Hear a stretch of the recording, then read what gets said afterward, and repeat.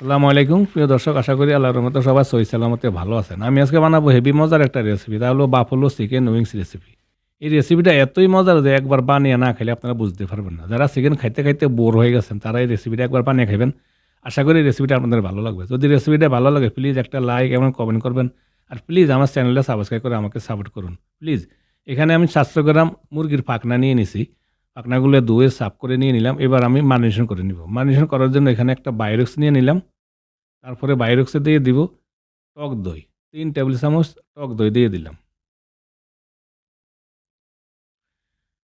তারপরে দিয়ে দিলাম ১ চা চামচ লেবুর রস। ১ চা চামচ দিলাম রসুন বাটা, ১ চা চামচ আদা বাটা। স্বাদমতো দিয়ে দিলাম সামান্য একটু লবণ, আর দিয়ে দিলাম একটু গোলমরিচ পাউডার, আর দিয়ে দিলাম আধা চা চামচ গরম মসলা। এবার টক দইয়ের সাথে মসলাগুলো ভালো করে মেখে নিয়ে আমি একটা পেস্ট বানিয়ে নিলাম। তারপর এতে দিয়ে দিব চিকেন উইংস। চিকেন উইংসগুলো দিয়ে আমি ভালো করে একটু মেখে মারিনেশন করে রেখে দিব কমের পক্ষে ১ ঘন্টা। আপনারা চাইলে কিন্তু এর চেয়ে আরও বেশি রাখতে পারেন। বেশি রাখলে আরও ভালো হয়। কমের পক্ষে ১ ঘন্টা রাখার চেষ্টা করুন। আমি ১ ঘন্টার জন্য রেখে দিলাম। এদিকে আমি একটা সস বানিয়ে নিব। এখানে বাফলো সস, এই সসটা কিন্তু খুব জাল, খুবই বেশি জাল। তাই এই বাফলো হট সসের থেকে আমি ১ টেবিল চামচ, পুরোপুরি ১ টেবিল চামচ সস দিলাম। যেহেতু বেশি জাল আবার ভালো লাগে না। তারপরে ২ টেবিল চামচ দিয়ে দিলাম টমেটো কেচাপ।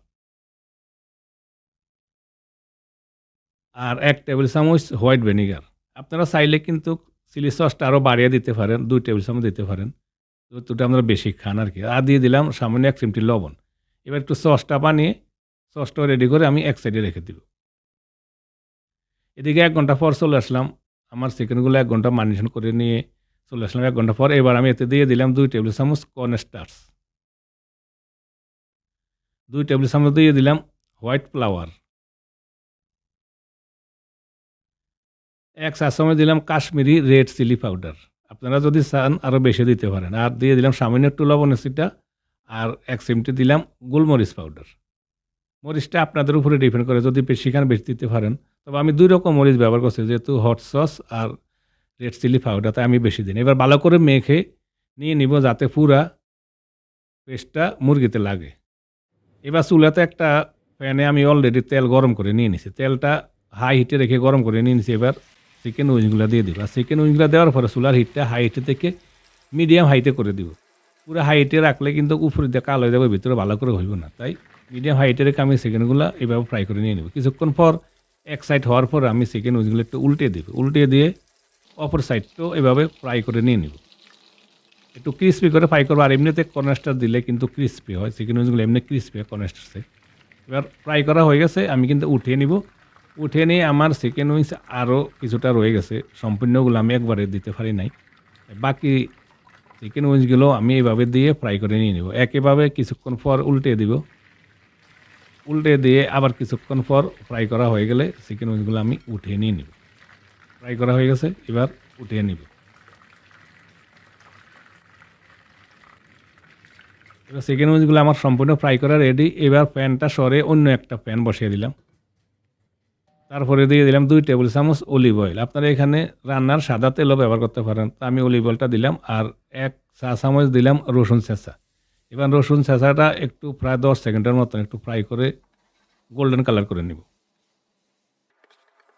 তারপরে রসুনটা গোল্ডেন কালার হওয়ার পরে আমি এতে দিয়ে দিব সস, যে সসটা বানিয়ে রাখছি। এবার দিয়ে দিলাম সস। তারপরে সসটা দিয়ে আমি সসটা কিন্তু ভালো করে একটু কষিয়ে নিব। প্রায় ১ মিনিটের মতন একটু ভালো করে এভাবে সসটা কষিয়ে নিয়ে নিলাম। কষানো হয়ে গেছে, এরপরে দিয়ে দিলাম চিকেন উইংস। চিকেন উইংস দিয়ে আমি ভালো করে সসের সাথে মিক্স করে নিয়ে নিব, যাতে করে পুরা চিকেনে সসটা লাগে।